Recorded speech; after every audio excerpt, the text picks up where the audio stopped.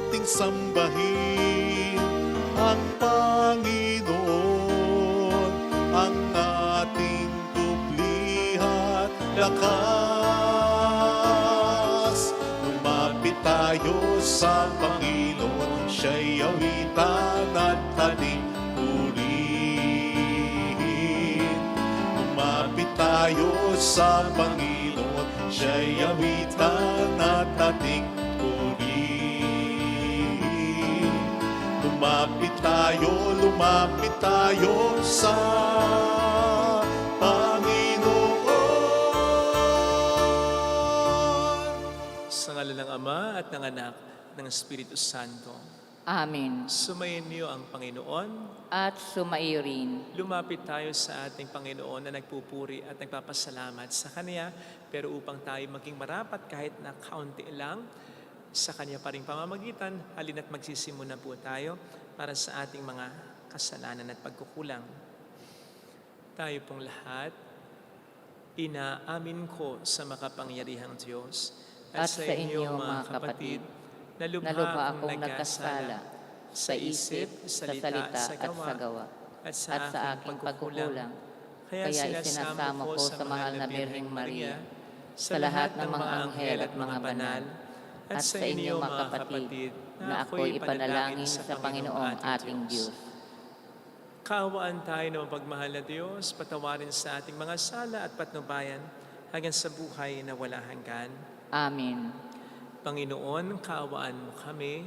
Panginoon, kaawaan mo kami. Kristo, kaawaan mo kami. Kristo, kaawaan mo kami. Panginoon, kaawaan mo kami. Panginoon, kaawaan mo kami. Yumuko tayo, maaring ibulong sa Panginoon ang ating intensyon, pakisama sa dasal ng mga tumutulong sa ating simbahan. Kayun din ang mga may sakit at ang mga nag-aalaga sa kanila.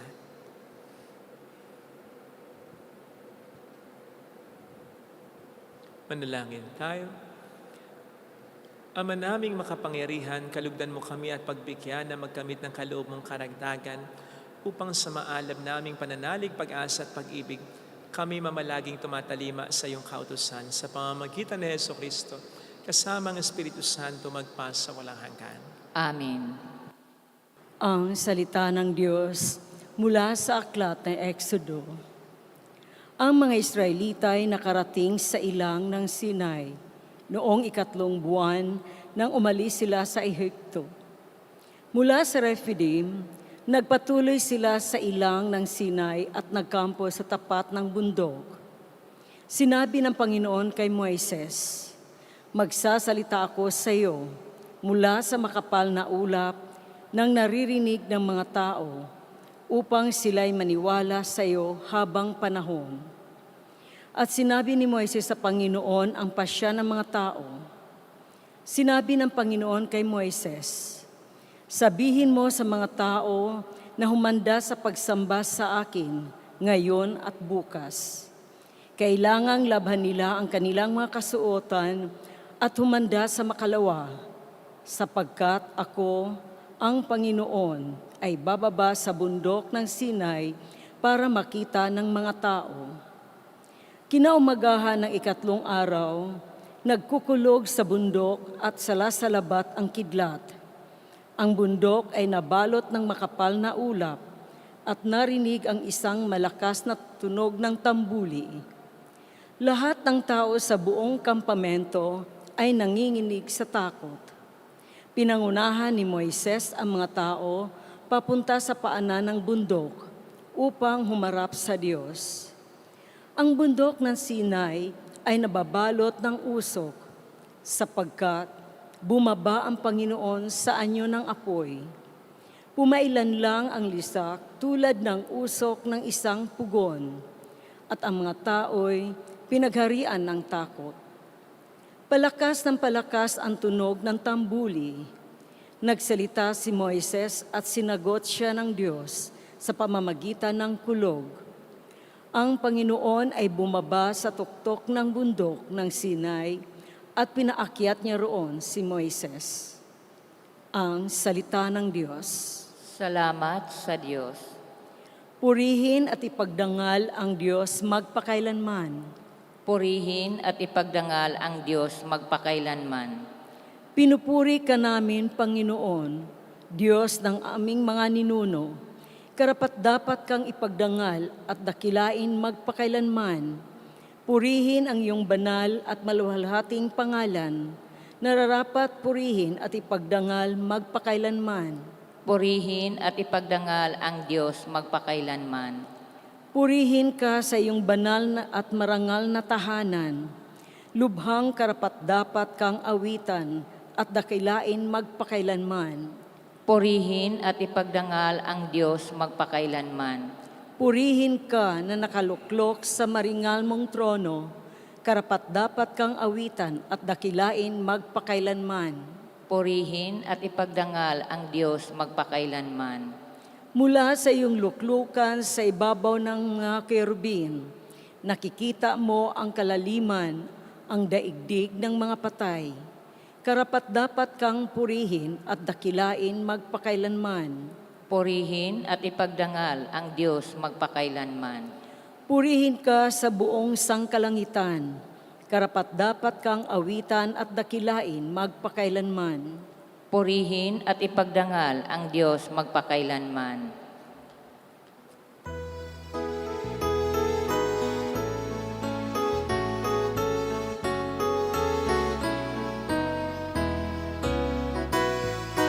Hallelujah, hallelujah, hallelujah. Hallelujah, hallelujah, hallelujah.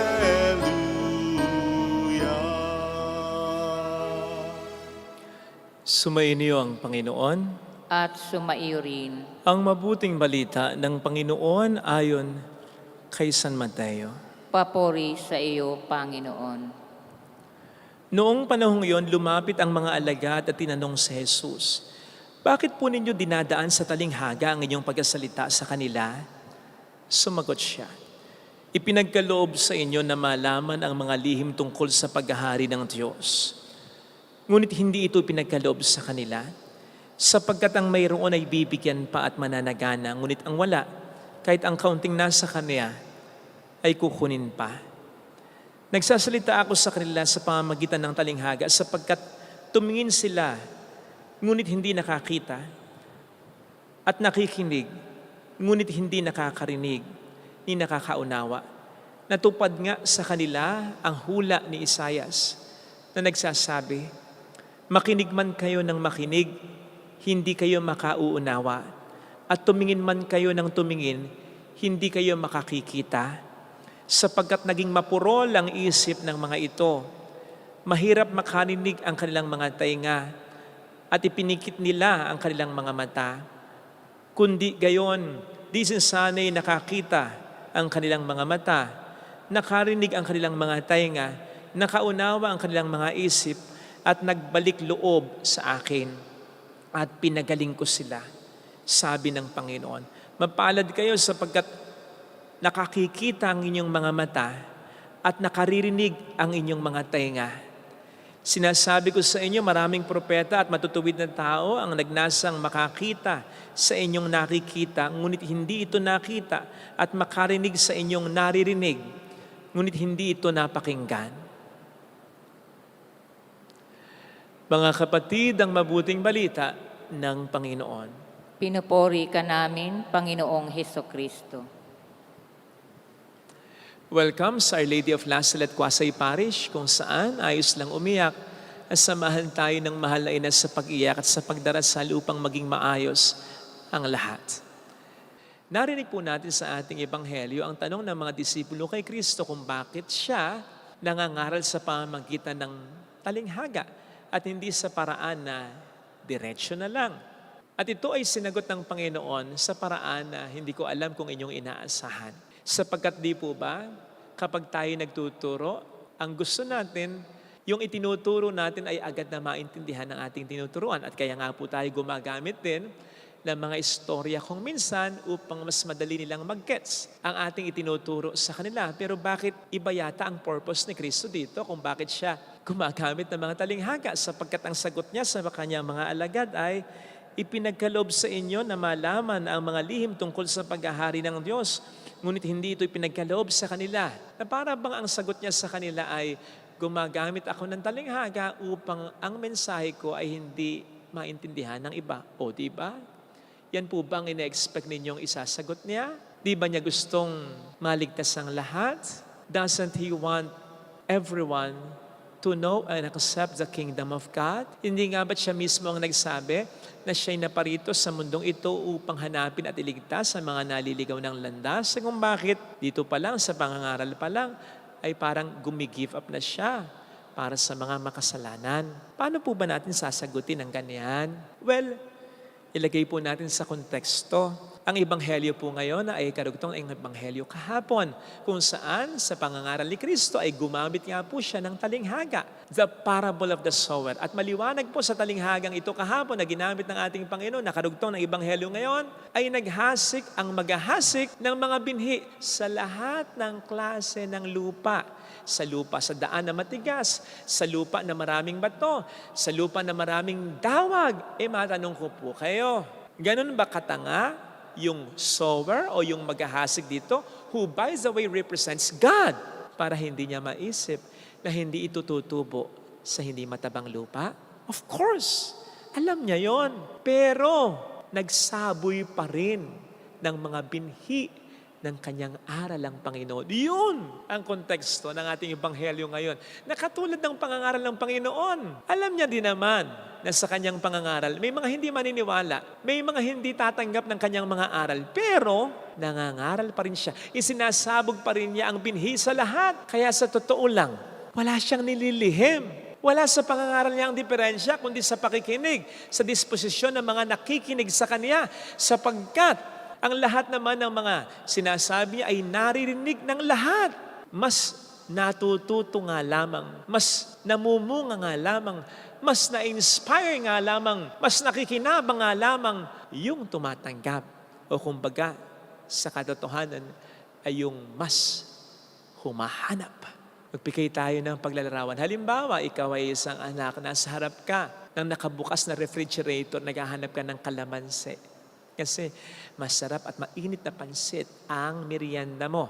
Wala kang makita sa unang tingin mo. Sumigaw ka ngayon, "Ma, kalamansi, meron ba?" Sumagat ang iyong ina, "Meron dyan, hanapin mo lang." Nagbungkal ka ng konti lang. Dahil wala kang tiyaga, bigla mo uling sinabi sa iyong ina, "Mawala eh." Ano gagawin ng nanay mo? Mga nanay, ano ang karaniwang ginagawa? Lalo pat alam ninyo na may kalamansi makikita. Ay, hanapin nyo. Sukat, baligtarin nyo yung refrigerator na yan.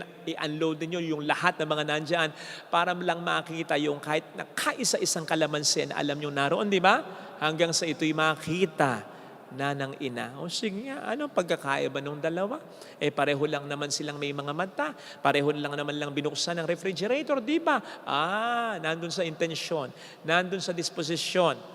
Yung ina at hindi yung anak ang may intensyon na humanap ng kalamansi talaga. Ganon din sa pagtuturo ng Panginoon. Lahat sinasabuyan niya ng kanyang aral, sinasabugan niya ng kanyang binhi ng pagmamahal, ng kanyang aral na makapangyarihan, na pwedeng bumago ng buhay ng sinuman kung tatanggapin lamang. Wala siyang nililihim. Kaya lang, kung papaano siya rin naman ay hindi tinanggap ng lahat, kaya nga pinako siya. Ganun din ang aral niya. Pero yung mas tumatanggap sa kanya at sa aral niya, learned more. And that's why he taught in parables, for him to be able to recognize who among in his audience, at upang lumitaw sa sino man nakikinig sa kanya, those who really wanted to learn more, to seek more, and to understand more. O hindi nga ba't kahapon ang sabi niya, sa bandang huli ng ebanghelyo, ang may pandinig ay makinig. Matapos niyang sabihin ng talinghaga ng mga hasik, which could also mean interesado kayong malaman ang kahulugan ng talinghagang ito? Sige, mas ibubunyag ko sa inyo. Mas may malalaman kayo, mas pakikinabangan niyo ang aral ko. At kaya nga sa ating ebanghelyo ngayon ay sinabi ng Panginoon sa mga disipulo, ang mayroon ay bibigyan pa, ngunit ang wala, kahit yung counting na sa kanila ay kukunin pa. Yung wala dito ay sinisimbolo nung batang humahanap kanina ng kalamansi na hindi talaga naghanap, kaya hindi nakakita. Yung meron dito ay sinisimbolo ng ina na naghanap talaga. Kaya meron siya nakita. In the same vein of thought, yung wala dito ay sumisimbolo sa mga tao na nakarinig lamang ng utos o ng salita ni Jesus, pero hindi ito pinagnilayan. Worse, hindi ito tinanggap sa kanilang buhay, kaya hindi nila ito naintindihan. Yung kaunti na narinig nila, na wala pa, kinuha pa sa kanila. Samantalang yung mayroon ay sumisimbolo sa mga taong tumanggap talaga ng turo ni Kristo. Pangunahin dito ang mga disipulo na kahit kung minsan hindi nila naintindihan ang turo ng Panginoon, ay nanatili sila sa Kanya upang mas may maunawaan pa, upang maintindihan nila yung hindi nila naintindihan nung una. O hindi nga ba't minsan ay tinanong sila ng Panginoon, aalis din ba kayo? Kasi may mga salita si Jesus na hindi nila naintindihan eh. Pero kahit hindi nila naintindihan, nanatili sila kasama ni Kristo. Sapagkat ano ang sabi ni Pedro kay Kristo?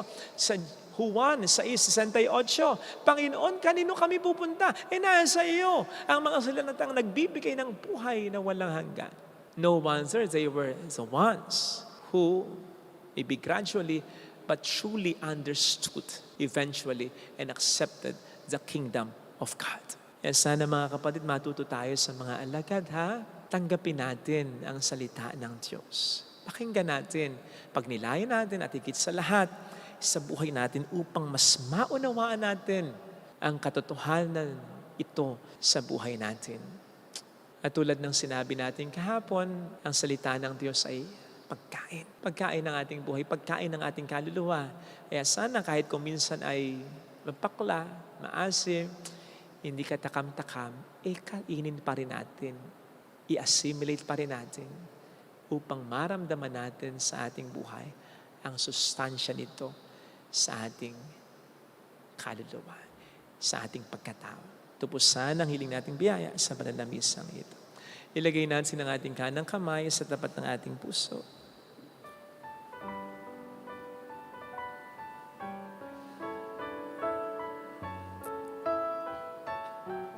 Awitin natin, alam kong may magagawa ang Diyos.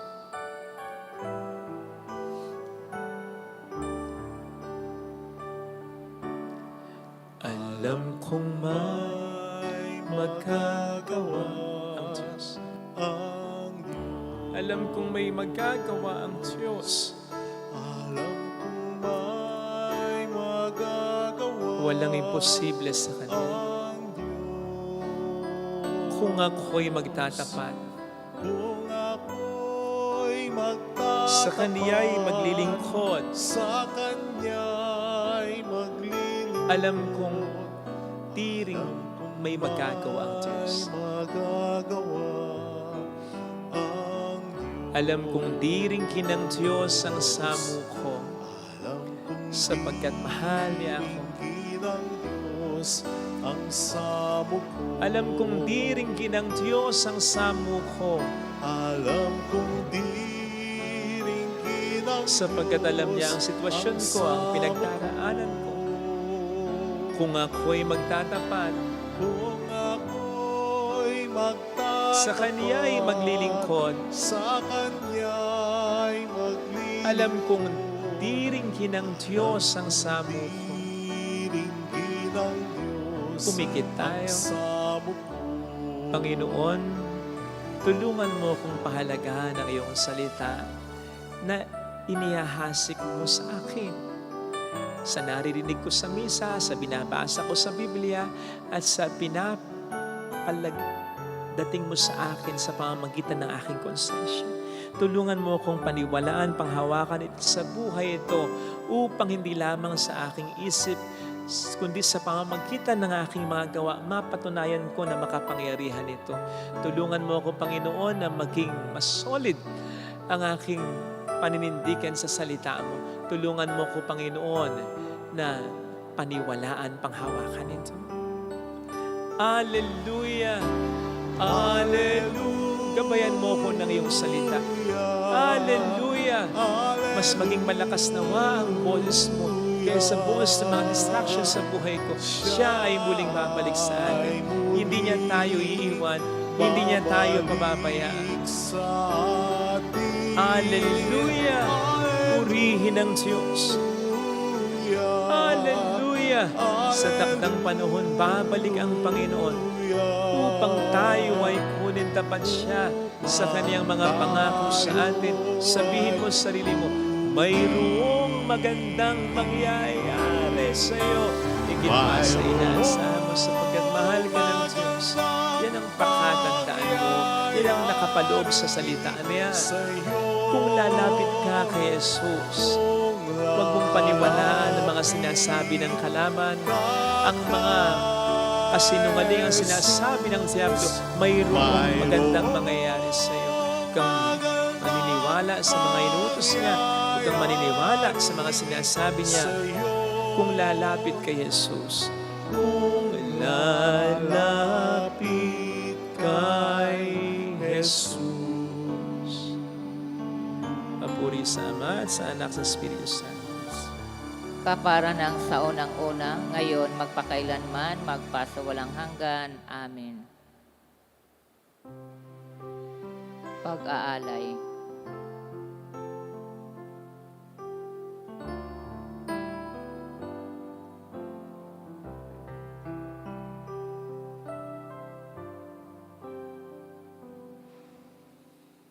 Ang aming pag-aalay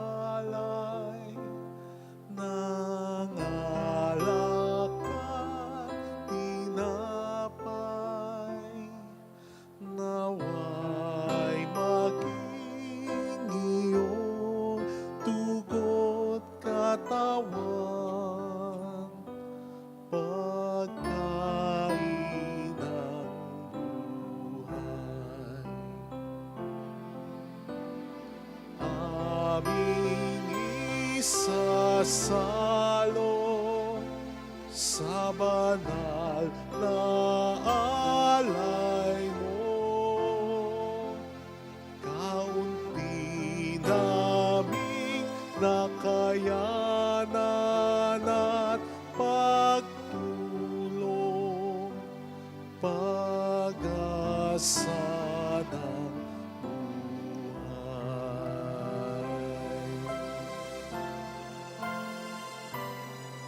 Manalangin tayo, pang ating handog ay maging kalugod-lugod sa Diyos Amang makapangyarihan.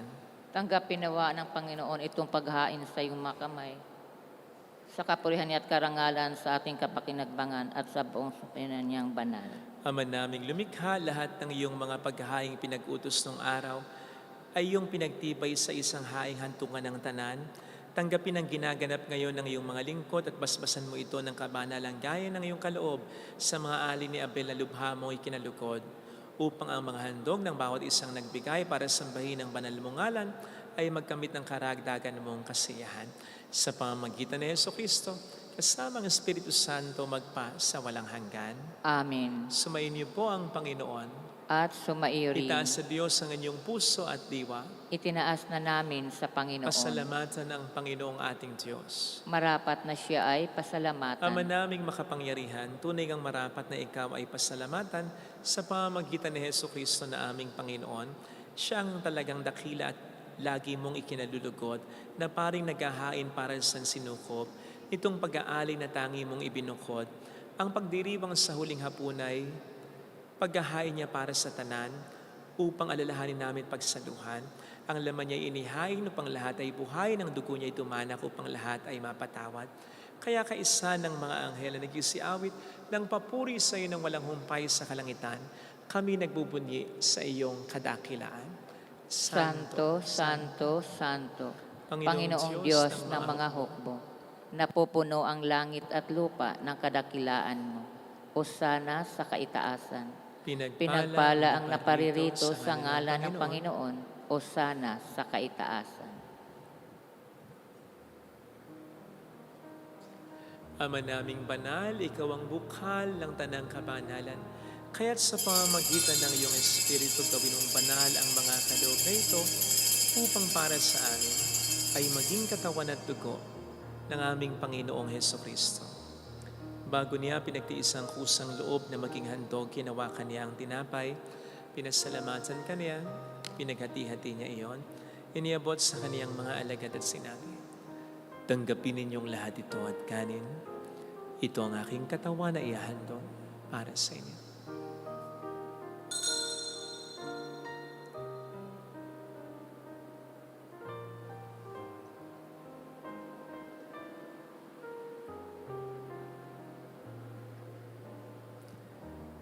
Gayun din naman ang matapos ang hapunan, ninawakan niya ang kalis. Uli kaniyang pinasalamatan. Iniabot niya ang kalis sa kaniyang mga alagad at sinabi, "Tanggapin ninyong lahat ito at inumin. Ito ang kalis ng aking dugo ng bago't walang hanggang tipan. Ang aking dugo na ibubuhos para sa inyo at para sa lahat sa ikapagpapatawad ng mga kasalanan. Gawin niyo ito sa pag-alala sa akin."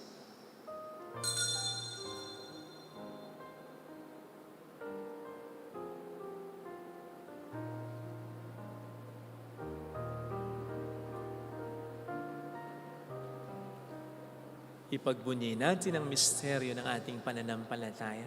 Si Kristo'y namatay, si Kristo'y nabuhay, si Kristo'y babalik sa wakas ng panahon. Ama, ginagawa namin ngayon ang pag-alaala sa pagkamatay at muling pagkabuhay ng iyong anak. Kaya inialay namin sa iyong tinapay ng buhay at ang kalis ng kaligtasan. Kami nagpapasalamat dahil kami iyong minarapat na tumayo sa harap mo para maglingkod sa iyo. Sinasamo namin kami na magsasalo sa katawan at dugo ni Kristo ay mabuklod sa pagkakaisa sa pamamagitan ng Espiritu Santo. Ama, lingapin mo ang iyong simbahang laganap sa buong daigdig. Puspusin mo kami sa pag-ibig. Kaisa ni Leon na aming Papa, ni Dennis na aming Obispo at ang Tanang Kaparian. Alalahan mo ang mga kapatid naming nahimlay nang may pag-asang sila'y muling mabubuhay, lalo ng aming mga ipagdarasal. Saglit nating ipagdasal ang ating mga minamahal na yumao.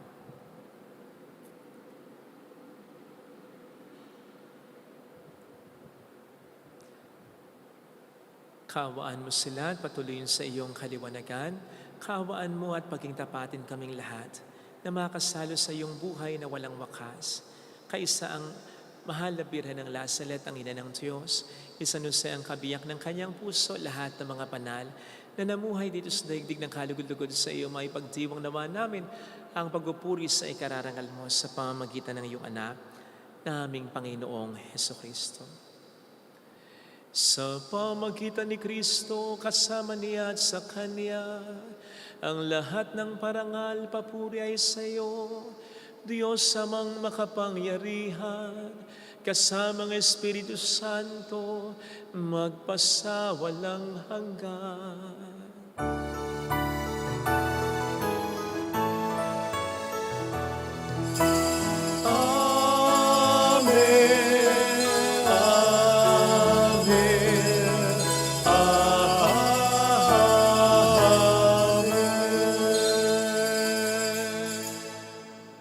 Tumawag tayo sa ating Ama.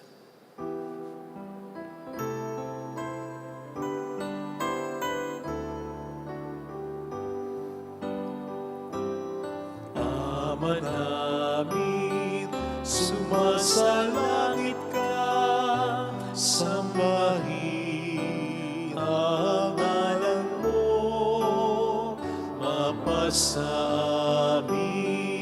ang kaharian mo, sundin ang loob mo dito sa lupa para ng sa langit. Bigyan mo kami ngayon ng aming kakanin sa araw-araw. At patawarin mo kami sa aming mga sala, para ng pagpapatawad namin sa nagkakasala sa amin. At huwag mo kami ipahintulot sa tukso, at ihadya mo kami sa lahat ng masama.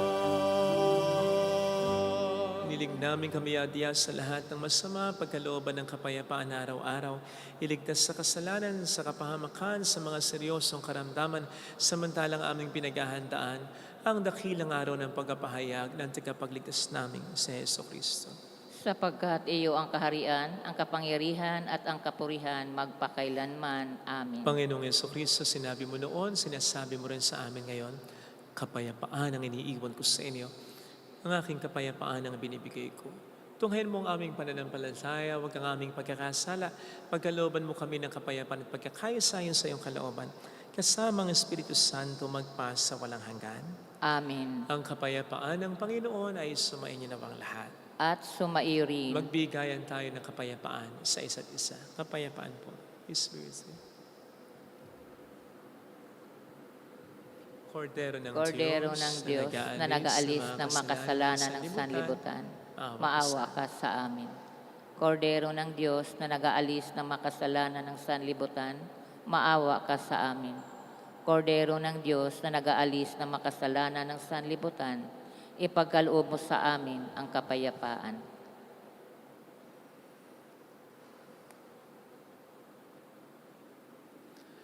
Narito sa harap natin ng Panginoon ang ating buhay at kaligtasan. Palad tayong inaanyayahan. Panginoon, hindi ako karapat-dapat na magpatuloy sa iyo, ngunit sa isang salita mo lamang ay gagaling na ako.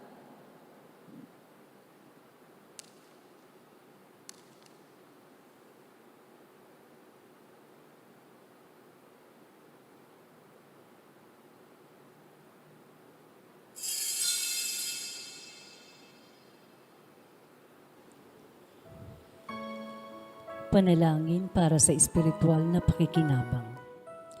Panginoong Hesus, ako ay naniniwala na ikaw ay nasa kabanal-banalang sakramento. Iniibig kita ng higit sa lahat at ninanasa kong tanggapin ka sa aking kaluluwa. Sapagkat sa mga sandaling ito, hindi kita matatanggap sa sakramento. Tumuloy ka sa espiritu sa aking puso. Niyayakap kita na para bang naririto ka na. Inaalay ko ng buong buo ang aking sarili sa iyo. Huwag mong hayaang mawalay ako sa iyo. Amen. Pag-ibig ang alok mo sa lahat. Kahit kami hindi karapat-dapat, tinawag mo pa rin kaming lahat. Sa iyo, Ama, kami nagkaisa. Nagpupuri ngayon ang aming puso at kaluluwa.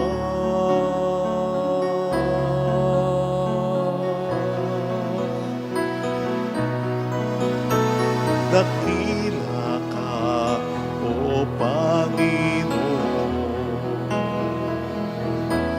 Dakila rin ang iyong pag-ibig na handog. Dakila ka pagkat sa araw na ito,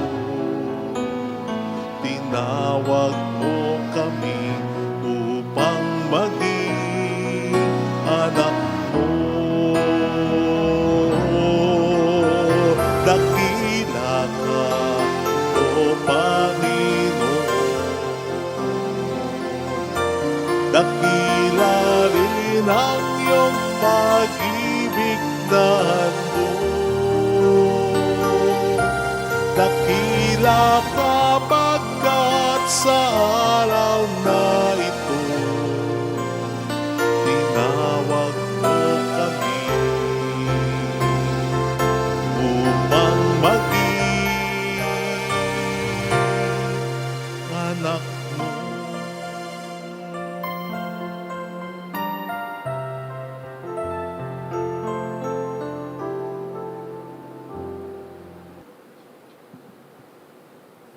Manalangin tayo.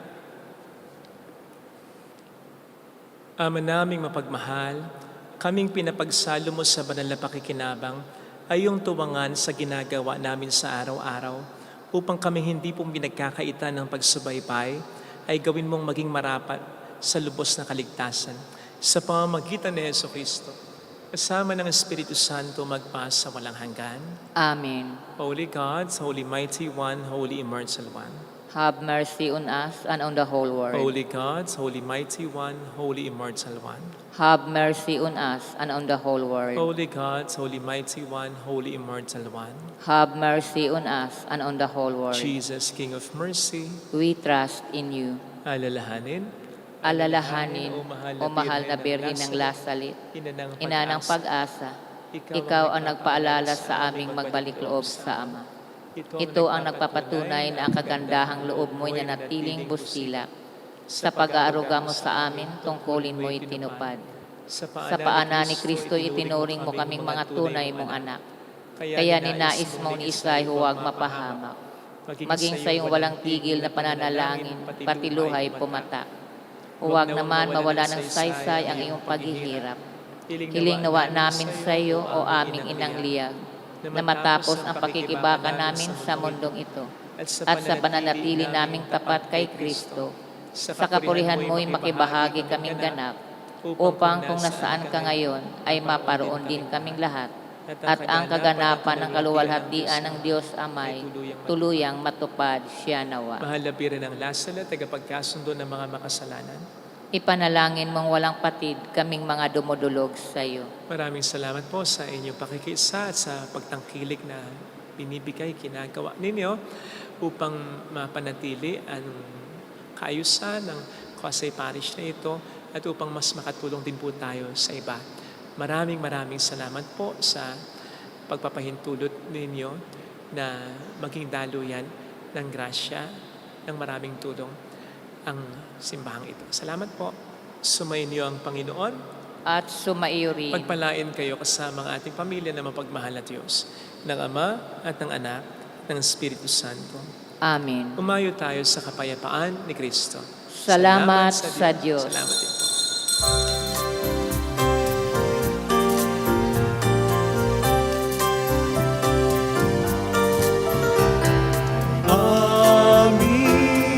Aming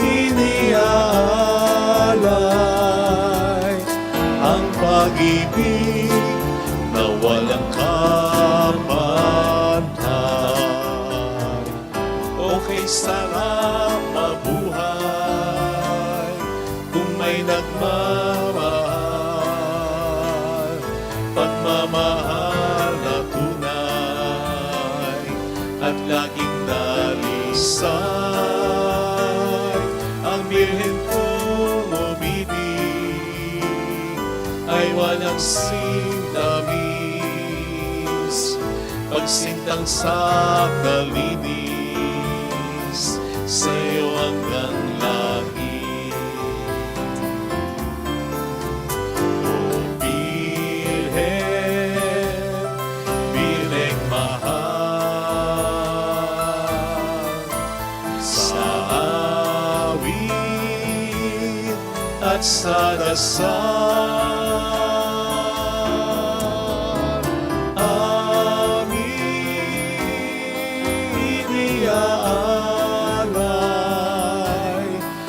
pag-ibig na walang